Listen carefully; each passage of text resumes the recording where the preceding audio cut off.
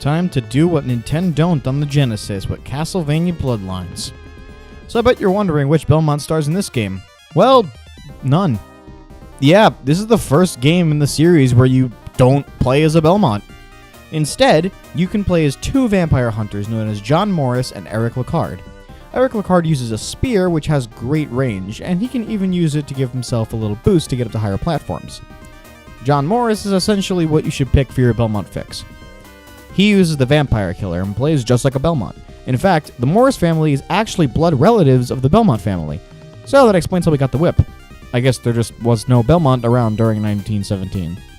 Oh yeah, that reminds me, this game takes place in the 20th century this time around, and the story focuses on an evil countess named Elizabeth Bartley, who seeks to resurrect Dracula, and it's up to our two young heroes to stop her. This time around, the game takes place all throughout Europe. You start in Romania, of course, but then travel to Greece, Germany, and even Italy, where you climb the Leaning Tower of Pisa. And with great level design comes great music.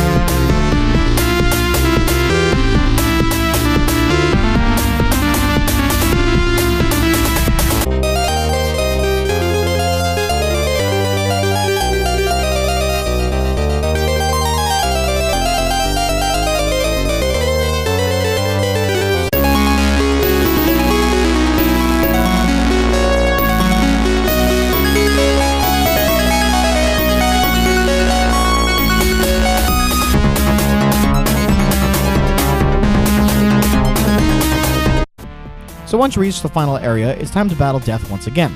This time he serves kind of a boss rush, and after each boss you get to deal damage to him. Once he's defeated, it's time to move on to Elizabeth. She attacks with magic projectiles that are harder to dodge than they look. After her defeat, it's time to take on Dracula, who teleports around the room, shooting fire at you, and then transforms into a giant bat monster for a second, more difficult form. Seriously, Dracula, this isn't going to work! After his defeat, the castle crumbles and the heroes are victorious. Castlevania Bloodlines is a fun time. It's a great Castlevania game with two equally enjoyable characters to play as. However, this game is hard. Like Castlevania 3 levels of hard. But it doesn't take away from the experience. It's still a great entry in an already great series. Alright, this is it. After 13 Castlevania games, it's finally time.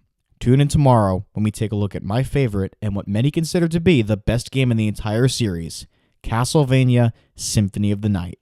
See you then.